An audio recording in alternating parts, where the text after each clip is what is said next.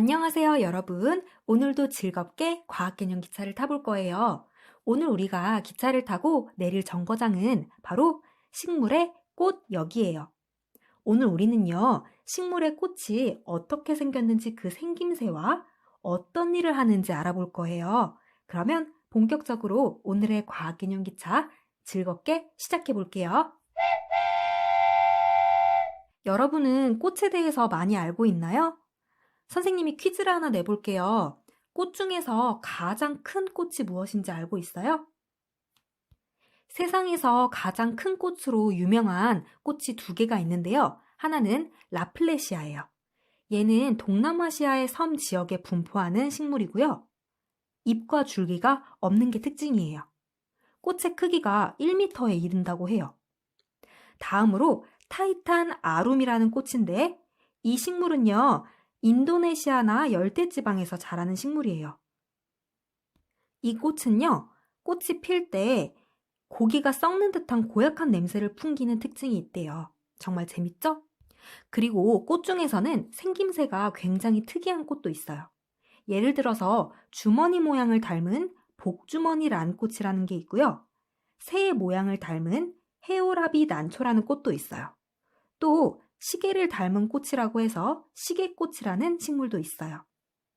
이렇게 식물의 종류에 따라서 꽃의 크기와 생김새는 다 달라요. 그렇다면 꽃의 생김새에 대해서 더 자세히 알아볼게요. 꽃을 이루는 부분과 그 각 부분이 하는 일에 대해서 알아볼게요. 꽃은 암술, 그리고 수술, 그리고 꽃잎, 꽃받침으로 이루어져 있어요. 먼저 암술은요, 씨가 될 밑씨가 들어있는 곳이에요. 그리고 꽃가루 바지가 이루어지는 곳이죠.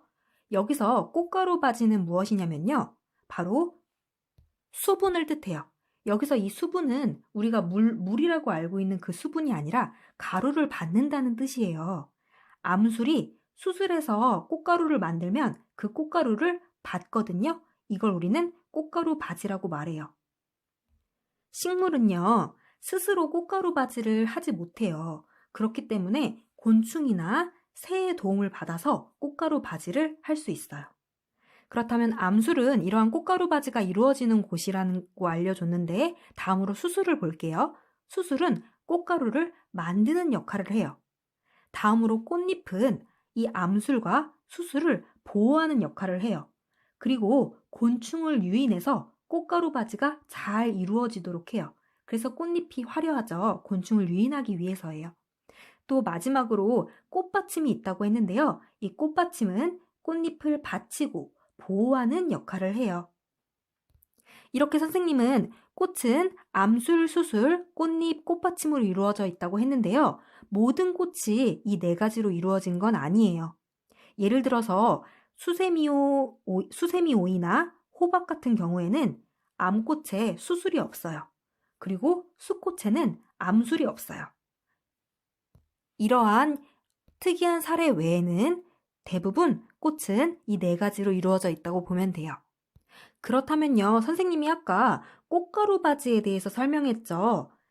암술이 수술해서 만든 꽃가루를 받는 걸 말하는데요. 식물은 스스로 이 꽃가루 바지를 못한다고 했어요. 그래서 곤충이나 새와 같은 것에 도움을 받는다고 했는데 식물의 다양한 꽃가루 바지 방법에 대해서 알아볼게요. 먼저 우리가 알고 있는 건 꽃가루가 곤충에 의해서 옮겨지는 걸 알고 있고요. 곤충 외에도 꽃가루가 바람에 날려서 암술로 이동하는 경우가 있어요. 이걸 우리는 풍매화라고 부르는데요. 예를 들어 소나무, 옥수수, 벼가 있어요.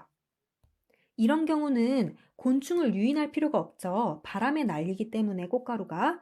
그래서 곤충을 유인할 필요가 없으니까 꽃잎을 만들지 않는 대신에 굉장히 많은 양의 꽃가루를 만들게 돼요.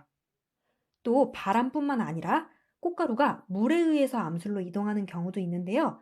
이걸 우리는 수매화라고 불러요.